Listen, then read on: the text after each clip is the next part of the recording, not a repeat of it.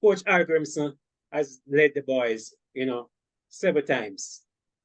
His record is not so pretty. 3 draws, 4 defeats. Is it time for Jamaicans to start to worry? If it was a league format, he would have gone at 3 points from a possible 21 points. That's terrible.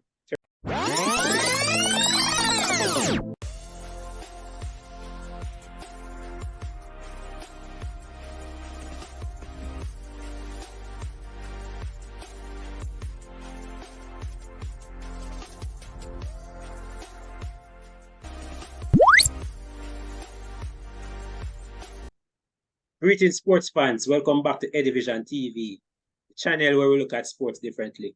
And today we'll be taking a look at Coach Hallgrímsson's tenure thus far and the Reggae Boyz' chances of actually winning this year's Gold Cup. I'm joined by a special guest. You guys might know him from the YouTube space, the Reggae Boyz community. He goes by the name of Rich Pow. Richard, how are you doing? Give thanks, Eddie. Give thanks, viewers and subscribers. I am well. The excitement is building in London, England, and the reason boss believes that this particular campaign may not be a case, if we play our cards right, of tiddlywinks. This could be a chance where the expectation levels of Jamaican football fans may be realized. The big word is may. Do we have the things in place? Do we have the temperament? Do we have the cohesiveness? Is Coach Jaime Hallgrímsson the coach to knit successfully the likes of Leon Bailey and our stellar attacking lineup together? Will we be able to solve that midfield equation? High IQ is required as far as the reason boss is concerned. When it comes to the midfield, I have serious concerns over the quality of the Jamaican midfield, to be frank, and likewise applies to the defense. I'm not sure if it's A list, maybe even B list. But in the context of the CONCACAF Gold Cup, we may have what it takes to go deep into this tournament. Let's see how it shakes up. All right, before we go into the Reggae Boyz' chances of going deep, as you put it, Coach Hallgrímsson has led the boys, several times. His record is not so pretty. 3 draws, 4 defeats. Is it time for Jamaicans to start to worry? If it was a league format, he would have gone at 3 points from a possible 21 points. That's terrible, terrible. No matter how you look at it, if he was coaching one of these top clubs anywhere in the world, he could be sacked in the morning, as they like to put it. He's not worried. Are you? And do you think he still has some amount of credit? I know it's early days, definitely early days. He hasn't gotten the best team possible to utilize. The first time he actually got near to his best team, we drew 2-2 in Mexico, Richie. So, thoughts on the coach? Well, that last point you made regarding the 2-2 draw in the Nations League wasn't enough to get us through to the final on the night. But that performance alone, though Mexico could have, on balance, have won the game, Jamaica acquitted themselves really well in that game. A stunner from Bobby Cordova-Reid.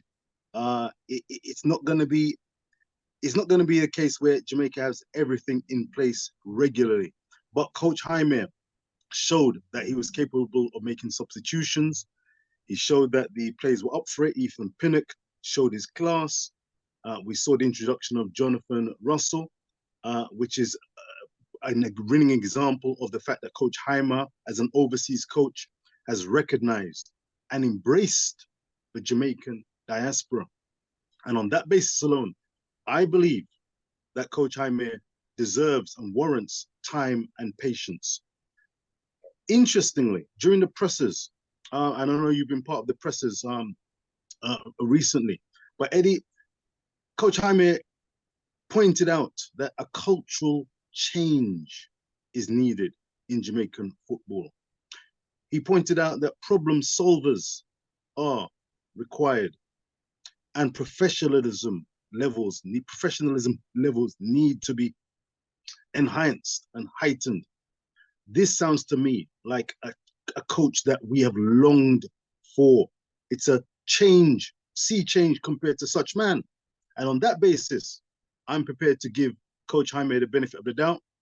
Cohesiveness is always going to be an issue with the Reggae Boyz. Preparation time is an ongoing concern, but that might apply to other nations. But as far as we are concerned, the Reggae Boyz have, count them, at least five Premier League players.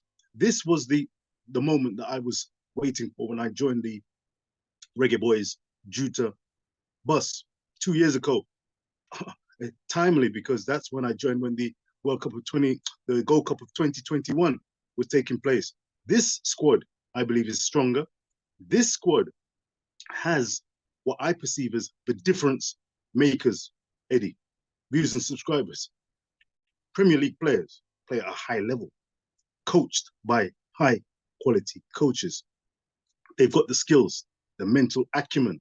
The only thing that I am looking forward to and questioning, but looking forward to, is how the CONCACAF regions footballing dynamics play out. Do we have the composure, and do we have the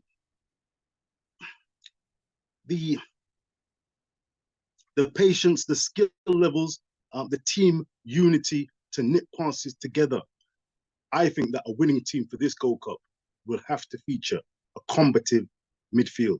I've got question marks over our ability to mix it and to be able to defend and attack sufficiently to overcome the likes of Mexico, Canada, and the United States of America, who all three, admittedly, are not bringing their A squad. That's another eye-opener. The Gold Cup, in my opinion, is not the equivalent of the European Championships. European Championships features teams featuring their A-list players. Clearly, the Nations League seems to have taken priority for the likes of Canada, Mexico, and America.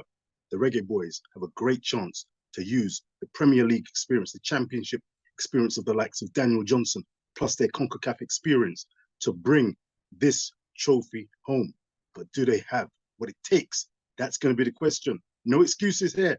Leave it on the pitch. That's what I'm hoping for. Viewers and subscribers, be that 12th man to support the Reggae Boyz, and let's see where the cards fall. Give Coach Jaime time. Patience is a virtue. He's identified cultural change as being necessary. That's a winning narrative, in my view. I'm not going to throw him out. Not yet.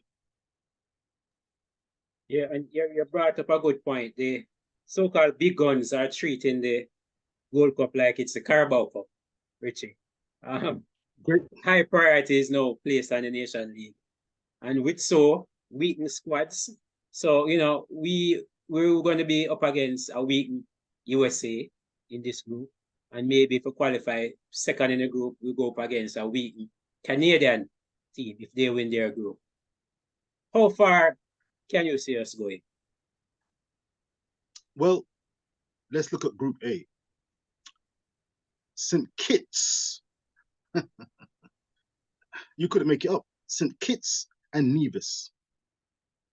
The Soca Warriors, Trinidad and Tobago, and United States of America. Jamaica as day follows night. If we are more than a bag of hype, we get out of this group. The question will be, is it in first or second place?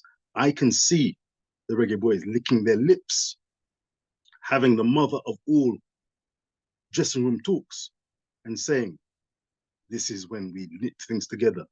I'm going to make this run, give and go, get that ball into the penalty area, get it into the 18-yard box, get it just outside, play ball, and let's show this region what we're about. Let's show each other what we're about. Let's make ourselves proud, make the fans proud, and let us stamp our mark, because we know we are marquee names. We've been in tough situations. We've been used to fighting in competitive leagues, and this is the CONCACAF, where opponents are not necessarily on our levels. Get out of that group, you meet a Canada or a Guatemala. I think we've got a great chance. Canada suffered a disappointing loss to their minds against America in the Nations League final. This team will not have the likes of David and some of their A-list players. We'll see who comes over to the Canadian squad. But as far as I'm concerned, we can get through that quarterfinal. Guatemala or Canada, we can overcome them. Let me get this right. Cuba. I mean, you know, I don't think any of those teams hold fair for Jamaica, in my opinion. Thereafter, we might have to come across the likes of a Mexico and then the United States of America. What they have advantage-wise is a winning culture, that confidence level. Does Jamaica have it? Well, again, I go back to the fact we've got Premier League standard players, Championship standard players. It's notable, no JPL players in this 23-man squad. It's the creme de la creme that Coach Jaime has enlisted. I say no excuses guaranteed. Let us leave the performance on the pitch. Can we overcome America and Mexico? The ball is round. It's possible, but you have to produce quality performances to lift this Gold Cup. There'll be teams that are sniffing this win. I think the usual suspects will raise their heads again. Canada, America, Mexico, and this is the key thing, Jamaica. We are part of the terrible foursome. Let's bring it. Leave it on the pitch. That's what I say, Eddie. All right, so by your analysis, I'm saying at least semi-final. You mentioned 4 countries, so we're expecting at least those 4 countries in the semi-final, at least. So there you have it, fans. Another episode of the Off the Bench podcast. I was joined by Raise the Boss. I'm Eddie Gona. You know the drill. Like, share, subscribe. Leave a comment. Hi, I'm Reggae Girl Marlo Sweatman. You're watching Eddie Vision TV. Like, share, and subscribe.